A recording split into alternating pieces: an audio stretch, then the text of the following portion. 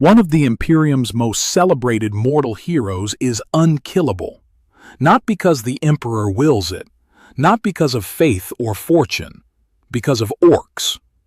Commissar Sebastian Yarrick, one-armed, bionic-eyed, still fighting decades past the age a man should have died, broke the largest Ork invasion in living Imperial memory, survived wounds that should have ended him multiple times, was captured by the greatest Ork warlord in recorded history and released alive, was officially declared dead in the 2022 Astra Militarum codex, and then returned to the active lore in the May 2026 campaign supplement Armageddon, the Return of Yarrick, as if the paperwork hadn't counted.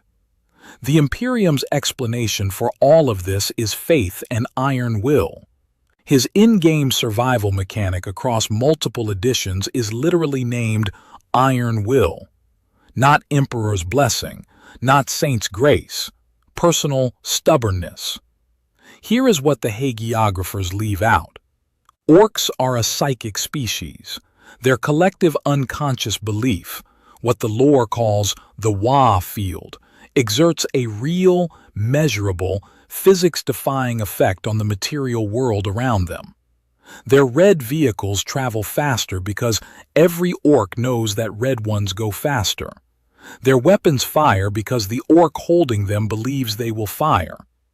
The Adeptus Mechanicus, in codex background text across multiple editions, has formally theorized that this Gestalt psychic field produces a telekinetic effect that allows Ork technology to function at all.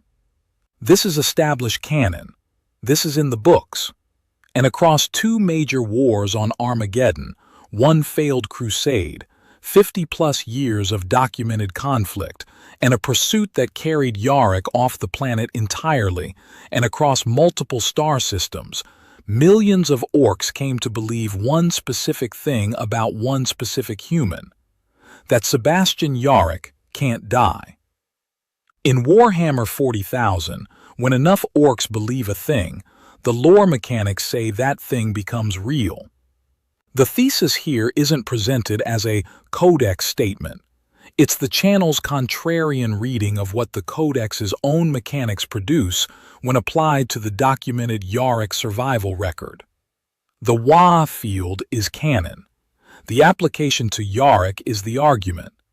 The deepest layer of that argument, the one the audience reached for themselves before any of the mechanism was laid out for them, is that Yarrick appears to understand exactly what is keeping him alive. Sebastian Yarrick wasn't born with that name. He was born Sebastian Varden on the world of Taos III, orphaned at 7.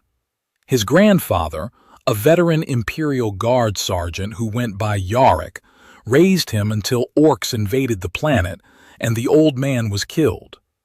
Sebastian spent 3 years alone in the forests, surviving by laying traps and taking greenskins one at a time. When Imperial reinforcements finally arrived, he had taken his grandfather's name. He kept it permanently. He trained at the Schola Progenium alongside a fellow progenitor named Dominic Seroff, both eventually commissioned as commissars of the Officio Prefectus. The rank sits outside the normal Imperial Guard hierarchy. Commissars attached to regiments as enforcers of discipline and morale, authorized to execute cowards in the field. Yarrick learned the Ork language from a captured raider early in his career and developed, across subsequent decades, a deep expertise in Ork psychology. He led the 252nd Armageddon Steel Legion on the moon of Ionos against heretic forces roughly a century before the Second War for Armageddon. By the time that war arrived, he had served in a dozen campaigns. He was of advanced age and scheduled to retire on the day the Orks landed. The First War for Armageddon is relevant here only as context. In 444 M41, Angron, Daemon Primarch of the World Eaters, led a chaos incursion onto Armageddon that was ultimately defeated by the Space Wolves and Grey Knights. The Inquisition then suppressed every record of the conflict, mind-wiped its survivors, and sent them to labor camps. Public knowledge of the war was eliminated entirely. That conflict wasn't Yarrick's war. His legend begins with the second. On the feast day of the Emperor's Ascension, 941, M41, Gazgul Mag Uruk Thraka's Space Hulk, the Orks named it World Killer, delivered an estimated 100 million Orks onto Armageddon. Planetary Governor Hermann von Straub had ignored every warning. Yarrick countermanded von Straub's orders, sent an astropathic distress call to the wider Imperium, and was exiled to Hades' Hive as punishment for circumventing the governor's authority. Hades' Hive was directly in the path of the Ork advance. The codex, Armageddon, published in 2000 for 3rd edition, and the Lexicanum's detailed account of the Second War are the primary campaign sources for what followed. Hades' Hive went under siege. Yarrick organized the defense. At the blast portal weldments, in treaty negotiations with the Hive's gang factions, on the front lines while the defenders ate rats and roaches and the Orks pounded the structure with Gargant-class artillery. The campaign record notes that not one defender was executed for cowardice during the entire defense. Yarrick was always at the front. Gazgul, frustrated that a single hive kept holding, sent his strongest war boss, a figure named Ugelhard, to end the resistance.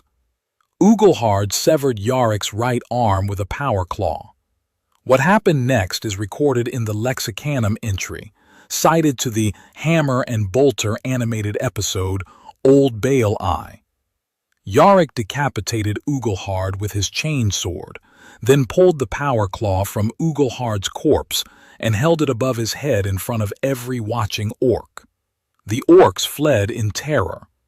Only after the rout did Yarrick allow himself to pass out. He later had Ugelhard's claw mounted to his arm as a replacement limb. That is confirmed canon.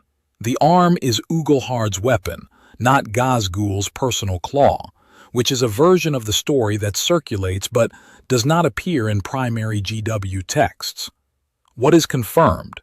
Yarrick is carrying Ork hardware fused to his body. That detail accumulates meaning over time.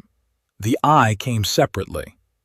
At some point during the Hades Hive fighting, the Lexicanum notes the specific cause was never recorded, Yarrick lost his left eye. He replaced it with a bionic implant. Then, he upgraded the implant deliberately. After hearing Ork accounts claiming he could kill with a glance, he had the prosthetic augmented to weaponized status, building a las pistol-grade laser emitter into the socket and naming it the Bale Eye. The Orks believed the eye was lethal before the upgrade. He built the capability to match what they already believed. His own explanation in the Hammer and Bolter episode, cited in the Lexicanum, is direct. They're a superstitious lot. You've got to know such things about your enemy in order to defeat him. He weaponizes Ork belief. He documents doing so in his own words. Hades' Hive eventually fell. Yarrick was found alive in the ruins, surrounded by Ork corpses, when the relief force arrived. Commander Dante's Blood Angels pushed the Orks off-world. Yarrick was declared Hero of Hades' Hive. After the war, 3 orbital space stations were named for the conflict's principal commanders, Dante, Mannheim, and Yarrick. In 944 M41, 3 years after the war's end, Yarrick formally came out of retirement and assembled a crusade to hunt Gazgul across the galaxy. The campaign ended at Golgotha. Yarrick's forces were crushed by Ork defenses. His personal Bane blade, the Fortress of Arrogance, was abandoned. Yarrick was captured, tortured, subjected to forced labor aboard the Space Hulk, led a slave revolt that failed, and was brought before Gazgul a second time. Ghazghul gave him a shuttle. He sent him back. The reason?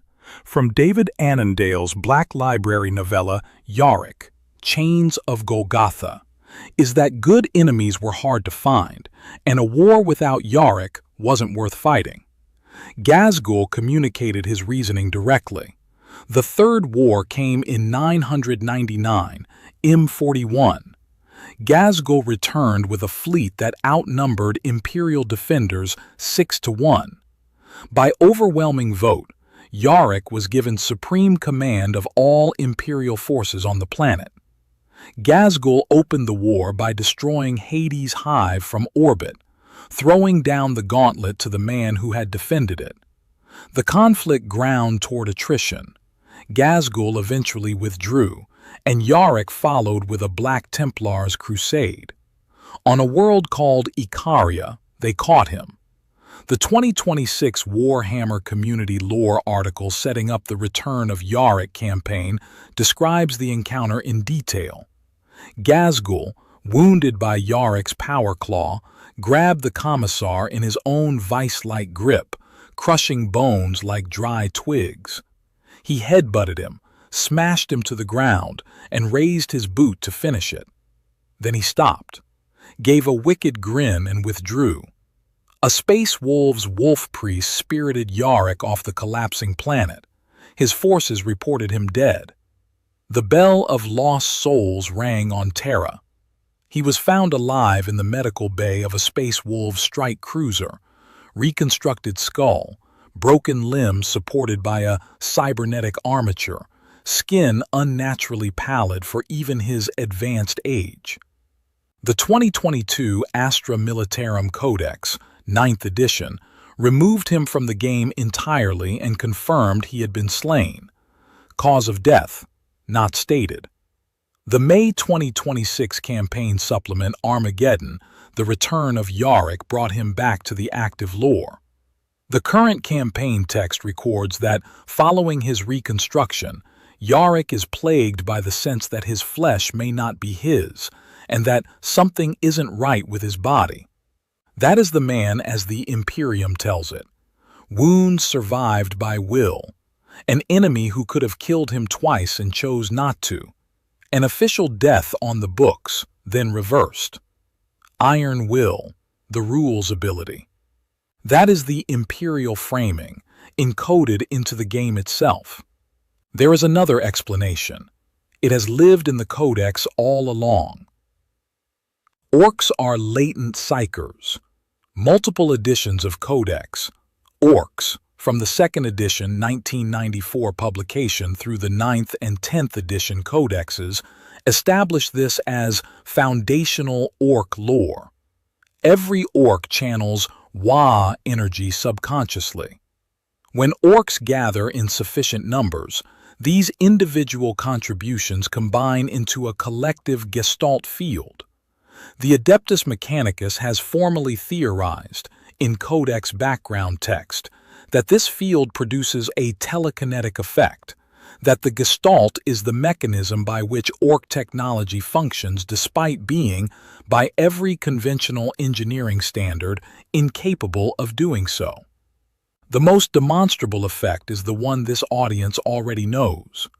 Background text from the Codex, Orks, 3rd edition era records the findings of Genitor Lucas Anzion, an Imperial scientist studying Ork vehicle performance. His conclusion: Orks believe that a vehicle that has been painted red can outstrip a similar vehicle that isn't. As odd as it may seem, they are quite right. Red Ork vehicles travel measurably faster. An in-universe Imperial scientist measured this. The Adeptus Mechanicus documented it. The effect is real within the universe's physics. Ork weapons operate on the same principle. The Codex background across editions establishes that Ork firearms are objects that, by conventional manufacturing standards, shouldn't function. Assembled without precision engineering, by creatures whose knowledge of production is genetic rather than technical. They fire reliably anyway. The codex also records that other races find Ork devices simply don't function when handled by non-Orks. The field sustains the equipment. Without the Ork's unconscious psychic contribution, the weapon is inert. A precise caveat, because the audience fact-checks at codex level. No single sentence in any edition states the WAAAGH field is the explicit mechanism by which red vehicles travel faster in one combined clause. Anzion's empirical finding and the Gestalt field mechanics exist as two separately stated facts in the background text. The causal link between them is the very strong inference the lore draws from their combination. The chain is well supported. It's still a chain, not a single printed statement. The more important caveat for this thesis: the codex background consistently presents the WAAAGH field as Orkoid-centric in its documented effects. Functional Ork technology, measurable vehicle speed, operational Ork weapons, all concern Ork equipment and Ork physiology. No edition of Codex, Orks, contains a passage stating the WAAAGH field can preserve, empower, or protect a human. The thesis requires crossing that species barrier. State it plainly. No codex text says the WAAAGH field is what keeps Yarrick alive. That line does not exist. The argument is what the codex's own mechanics imply when applied to the documented Yarrick history at sufficient scale and duration. The WAAAGH field must also be distinguished from chaos sorcery, because conflating them is a category error the lore does not permit. Gork and Mork are warp entities. They exist within the Imperium. Ork psychers channel warp energy in a species-specific way. But the WAAAGH isn't chaos-aligned. It does not attract the demonic corruption that uncontrolled human psyker use generates. The mechanics are different. The cosmology is different. This isn't the warp in the sense of the ruinous powers. It's a separate phenomenon operating through the same metaphysical substrate in a fundamentally distinct way. Within the Ork lore itself, there is one in-universe precedent for the belief sustains existence mechanic applied to a named figure. Makari, Gazgul's Grot banner-bearer, dies repeatedly and returns. The 10th edition codex records this as simply what Makari does. He reincarnates into a new grot, sometimes one walking in a completely different location, with no warning. Nate Crowley's 2021 Black Library novel, Gazgul Thraka, Prophet of the WAAAGH, frames Makari as a conduit for Mork, a creature whose continued existence is woven into the psychic fabric of the Great WAAAGH. No codex sentence explicitly states Makari returns because enough Orks believe he does. The mechanism is implied by the thematic architecture rather than stated directly. But GW has established within the Ork lore that a named figure embedded deep in the WAAAGH psyche persists through apparent death in ways that exceed normal mortality. Makari is an Ork. Yarrick is a human. The gap exists. Name it honestly, and then build the chain across it. The accumulation begins in 941 N.41 and does not stop accumulating. First, the arm and the claw. Yarrick loses his right arm to Ugelhard, decapitates the war boss who took it, pulls the weapon from the corpse, holds it above his head in front of the watching Orks, and later grafts it to his body. From an Ork cultural standpoint, Codex background describes Ork culture as one that respects strength above all, that admires enemies who survive many battles, that builds legends around those who endure. A warrior who takes a wound that should kill him, kills the one who inflicted it, and then wears the weapon as a trophy limb is communicating something in a register Orks understand at a foundational level. A figure carrying Ork hardware fused into his body doesn't map cleanly onto just a human. He is already partially legible to them in their own terms. Second, the Baal Eye. The Lexicanum records that Yarrick deliberately upgraded his prosthetic eye to weaponized status after hearing Ork accounts that he could kill with a glance, building the capability to match what they already believed before the upgrade. The WAAAGH rules profile in every edition reflects what Orks believed it could do first. He found the belief and built the fact inside it. His own explanation: exploiting their superstition, on purpose, because understanding the Ork mind is how you defeat the Ork. He is already, at this stage, using Ork belief as a tactical multiplier, deliberately. Third, Golgotha. Ghazghul Mag Uruk Thraka's full canonical title is Prophet of Gork and Mork, confirmed across Codex Orks editions and Nate Crowley's novel. He receives visions from the Ork gods. The Second War attributes his forces at 100 million. He is the spiritual apex of the WAAAGH, and what the prophet believes propagates through every Ork following him. At Golgotha, he had Yarrick completely defeated, captive, and at his mercy. He gave him a shuttle. The stated motive is sportsmanship. Yarrick is worth keeping alive for the rematch. The 5th edition Codex, Imperial Guard, records Ghazghul's own canonical statement on the subject. Humies is all weak scum that deserve to get stomped, except for one-eye Yarrick. He knows how to fight.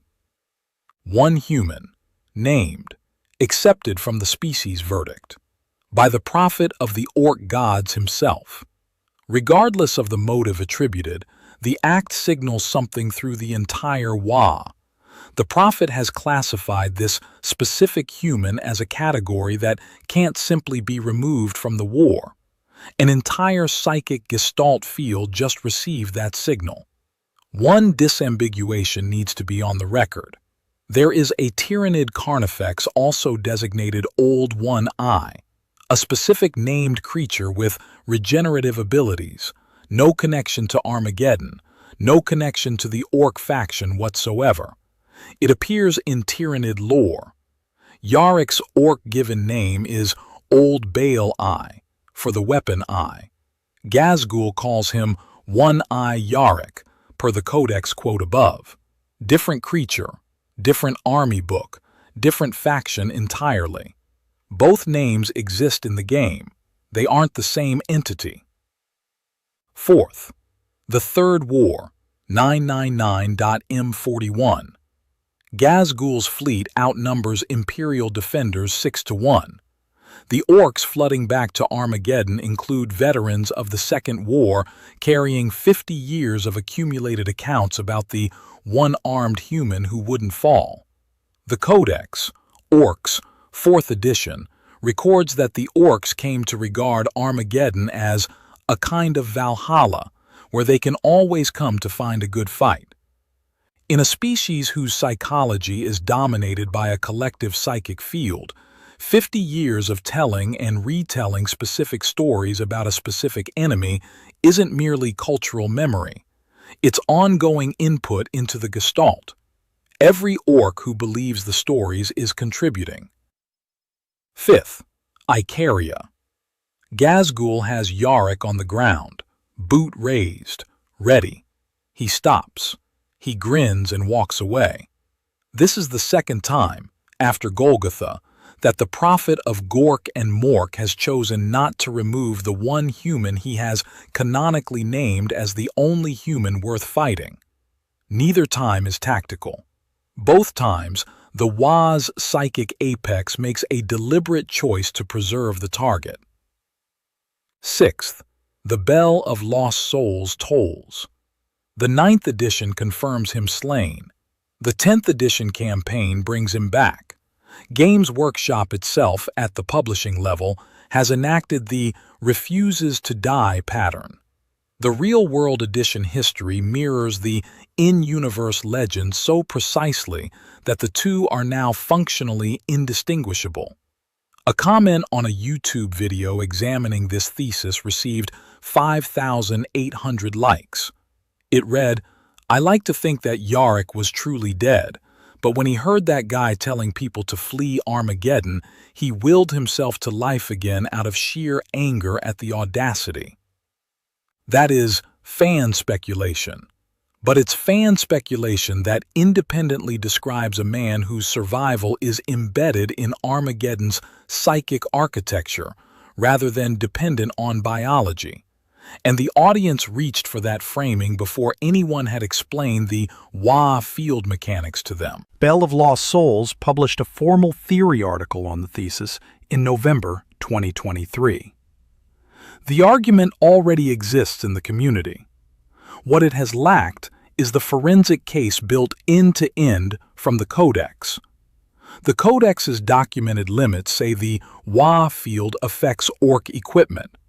The thesis says that at sufficient scale, with sufficient duration, with the prophet of Gork and Mork repeatedly choosing not to end a specific human embedded deeper than any other into Ork psychic mythology, the field's outputs may extend in ways the codex never needed to enumerate, because no edition of Codex Orks ever anticipated this scenario existing. David Annandale wrote the Yarrick novel series in first person. You spend the books inside the Commissar's head. After Golgotha, after the release, Yarrick records his internal response. The passage from Yarrick, the omnibus, reads, "In silence I made the Orks a promise of my own. They were letting me go because I had lived up to my legend. I would do more than that when they came again." Two elements in that sentence deserve isolation. First, Yarrick identifies his legend, not his tactical value, not his rank, not his physical capability, as the operative mechanism of Ghazghul's decision. The legend is why he is being released. He understands this explicitly, and he is writing it down. Second, his response to that understanding is to resolve to exceed the legend when they meet again. He isn't passively receiving the myth. He is planning to compound it. His tactical doctrine, recorded in the fiction associated with Imperial creed, instructs: Aquila, advance. Always advance. If the enemy is before you, take the fight to him. If you are surrounded, great news. You may proceed in any direction.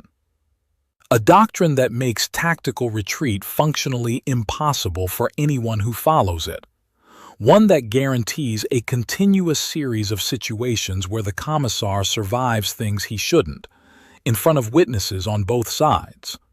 The Hades Hive defense was witnessed simultaneously by Imperial defenders and by an Ork audience. Every survival, every symbolic act, the decapitation, the claw held aloft, the eye that kills as advertised, performed in front of both audiences at once. The Hammer and Bolter episode establishes in Yarrick's own words that he deliberately exploits Ork superstition with full awareness of the mechanism. The omnibus passage establishes in his own narration that he understands his legend as mechanically operative in Ork decision-making. The doctrine ensures maximum visibility for survival events that feed the legend further. All of this points toward a man consciously managing the myth. What it does not prove is that Yarrick understands the Ork psychic dimension of the consequences, that the myth isn't merely cultural, but is feeding an actual gestalt field that has begun reshaping material reality around him. That sentence does not exist in canon. No codex text features Yarrick saying he understands the WAAAGH field is sustaining him. What exists is a man who, in his own narration, treats his legend as an operational tool, who deliberately cultivates it, and who explicitly plans to exceed it. The extension to the WAAAGH field is the channel's reading. The breadcrumbs point toward it. Whether Yarrick understands the psychic dimension consciously, or whether he grasps only the cultural dimension and the psychic consequence follows automatically, the lore declines to settle that. The 2026 Return of Yarrick campaign text adds one more detail that the lore declines to explain. Following his reconstruction after Icaria, Yarrick is plagued by the sense that his flesh may not be his, and that something isn't right with his body. Not that it hurts. Not that the augmetics are uncomfortable. That his flesh isn't his. The Space Wolves priest who saved him told him he was more important to the fate of Armageddon than he realized. Not more than others realized. Than he himself realized. More important than he knows. Something wrong with his flesh. A survival the codex can't account for. The structural irony of the Imperium's own role here deserves naming, because it closes the loop on the thesis. After the First War for Armageddon, 444 M41, the Chaos Incursion, the Inquisition suppressed everything. Mind-wiped the survivors, sent them to labor camps, purged the public record. 3 worlds were destroyed to silence witnesses. After the Second War, the Imperium made the opposite choice. They propagated Yarrick's story across the full Imperial public record as proof that one mortal man's will can hold back the night. They named space stations for him. They built the legend into propaganda deliberately because it was useful.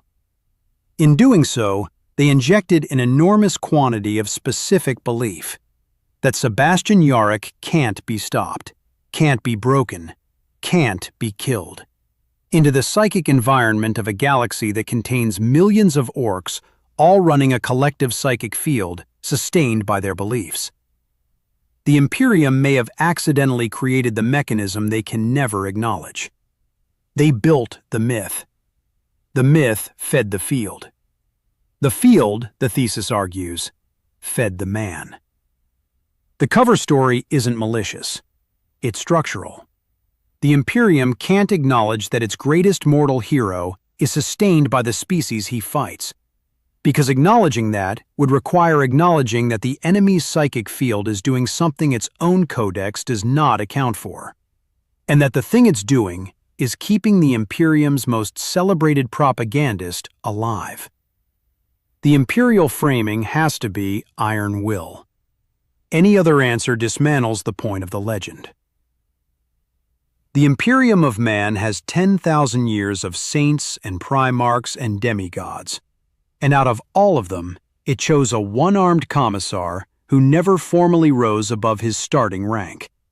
Commissar, not general, not Lord Commander, the rank he held from the Schola Progenium to the last battle on Armageddon, as its proof that mortal willpower can hold back the darkness. 3 orbital space stations bear his name. The campaign books record his deeds alongside Blood Angel's chapter masters. His rule's ability is iron will. They left one thing out. Orks are a psychic species. Their collective belief reshapes physical reality. Codex Orks across editions from the 2nd edition 1994 publication onward establishes the mechanism. The Gestalt field, the Adeptus Mechanicus's formal theorization of its telekinetic effects. Genitor Anzion's in-universe empirical confirmation that the belief makes certain things measurably more true. Across 2 wars and a pursuit spanning decades, a continent of Orks came to believe in the only faith Orks possess, the faith that something is too hard to destroy, that the one-eyed human with the Ork arm can't die. And then the prophet of Gork and Mork encoded that belief into his own behavior twice, by capturing the man and releasing him, by raising his boot and lowering it. The WAAAGH field is canon. The belief is documented. The survival record is in the campaign books and the codexes and the Warhammer community articles. No codex draws the connecting line and says, "This is why Yarrick lives." That line is the argument, built from the lore's own established mechanics, applied to the lore's own documented history.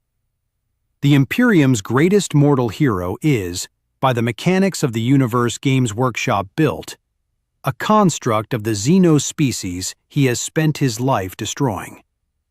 The man who has faced more orcs than any human in the current lore timeline is alive, the thesis argues, because those orcs believe he should be.